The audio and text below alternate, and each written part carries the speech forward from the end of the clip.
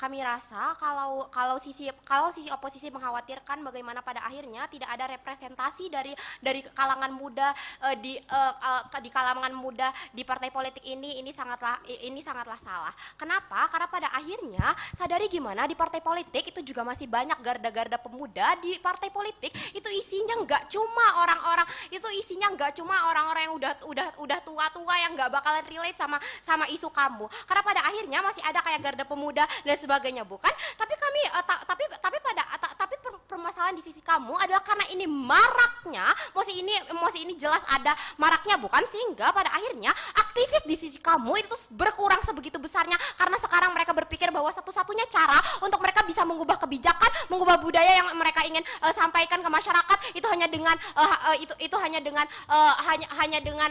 dengan masuk ke partai politik itu sendiri. Tapi oke, kita main misalnya di representasi yang mereka inginkan, bukan? Justru kamu sebagai aktivis mahasiswa, kamu menjadi representasi dari orang-orang yang teropresi di sisi kamu, bukan? Kamu menjadi representasi bahwa kayak di Kalimantan sana masyarakat tanah adatnya itu tuh diambil loh sama perusahaan-perusahaaan itu. Tapi kalau sadari gimana ada sistem di masyarakat, ada yang diopresi dan ada yang mengopresi, bukan? Dan saat kamu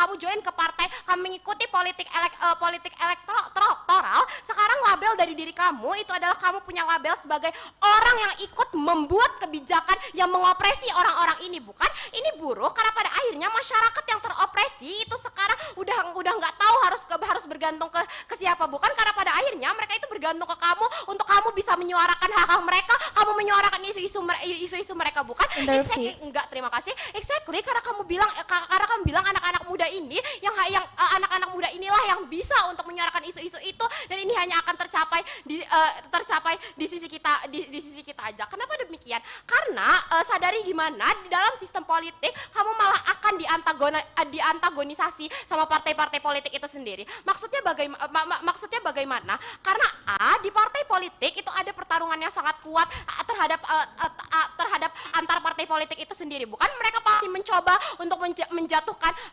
menjatuhkan parpol kamu dan sebagainya. Tapi sebelumnya di sini ada dua skenario. Satu, saat kamu masuk ke dalam partai politik yang besar, dan dua, saat kamu masuk ke partai oposisi yang mungkin gak sebesar itu tapi kamu menolak kebijakan pemerintah yang mengopresi. Satu, saat kamu memasuki ke partai politik yang besar yang memang mereka punya legitimasi untuk mengubah kebijakan karena mereka punya suara yang besar di DPR misalnya. Pada akhirnya Kelvin juga udah jelasin gimana kamu gak punya legitimasi sebesar itu untuk bisa mengubah sistemnya atau bahkan nyuruh Ibu Megawati atau bahkan nyuruh Ibu Puan untuk mengubah kebijakannya, bukan? Tapi yang kedua, pada akhirnya kamu gak bisa cari backingan massa dari kamu sebagai partai politik itu, karena sekarang ya exactly masyarakat itu udah gak percaya lagi sama kamu karena pada akhirnya kamu sudah menjadi orang yang mengopresi dan bukan representasi dari orang yang diopresi itu sendiri, bukan? Tapi di skenario yang kedua, gimana saat kamu join ke dalam partai yang akan melindungi ya?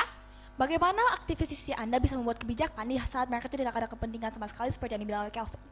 Oke, gimana kita bisa mengubah kebijakan? Kita bisa mengubah kebijakan dengan cara kita mengumpulkan massa yang banyak, kita angkat isu-isu itu yang mana ini cuma bisa tercapai di sisi kita saat kita misalnya keluar di Twitter, kita keluar ke seluruh dunia bahwa ada masalah yang harus diselesaikan. Kenapa ini cuma bisa terjadi di sisi kita?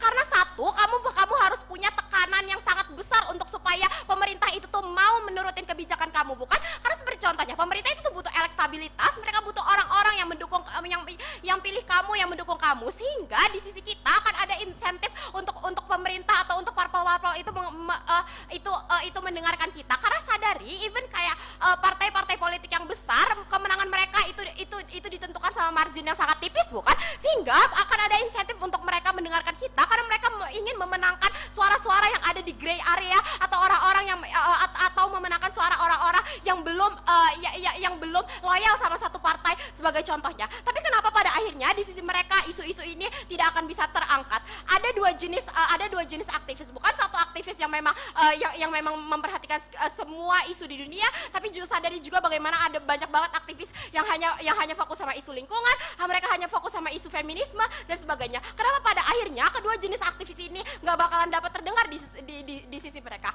Satu, karena mari kita masuk dulu ke ranah kayak kamu cuma fokus sama isu feminis atau kamu cuma fokus sama isu lingkungan. Satu, kamu kalau misalnya masuk ke partai politik, kamu tidak bisa hanya berfokus terhadap satu isu saja, karena pada akhirnya kamu harus memperhatikan semua isu yang ada di dunia. Ini berarti isu yang ingin kamu bawa itu akan terovershadow oleh isu-isu yang lain, bukan? Pada akhirnya kamu tidak akan bisa membuat isu kamu itu terangkat, karena pada akhirnya kamu harus memperhatikan semuanya, kamu harus memperhatikan kebijakan, regulasi, bagaimana kamu harus loyal ke pemerintah, ke partai kamu dan sebagainya. Tapi yang kedua pun, kalau misalnya mereka bisa memperhatikan semua isu itu, kamu malah akan diantagonisasi sama parpol ini, bukan? Karena sadari gimana pertarungan dalam partai politik itu tuh sangat-sangat ketat, sangat-sangat tidak bagus, bukan? Mereka mencoba untuk menjatuhkan parpol lain, kayak misalnya ada aktivis feminisme di Eropa yang mereka merubah label mereka dari gerakan sosial menjadi partai politik. Tapi saat mereka menjadi partai politik, akhirnya malah banyak banget partai yang oposisi sama mereka, karena pada akhirnya semua partai itu tuh mau mendapatkan suara yang lebih banyak, bukan? Maksudnya apa? Maksudnya ini akan menciptakan polarisasi dari sistem politik itu sendiri. Karena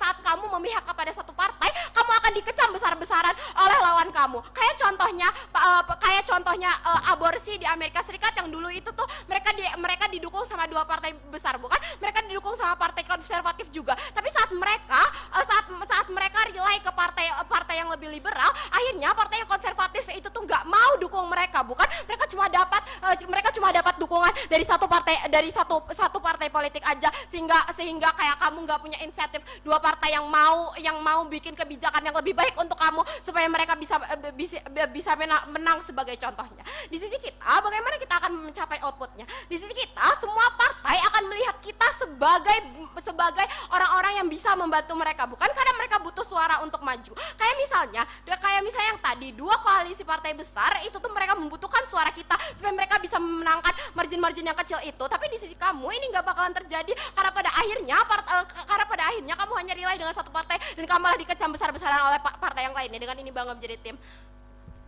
pemerintah. Terima kasih.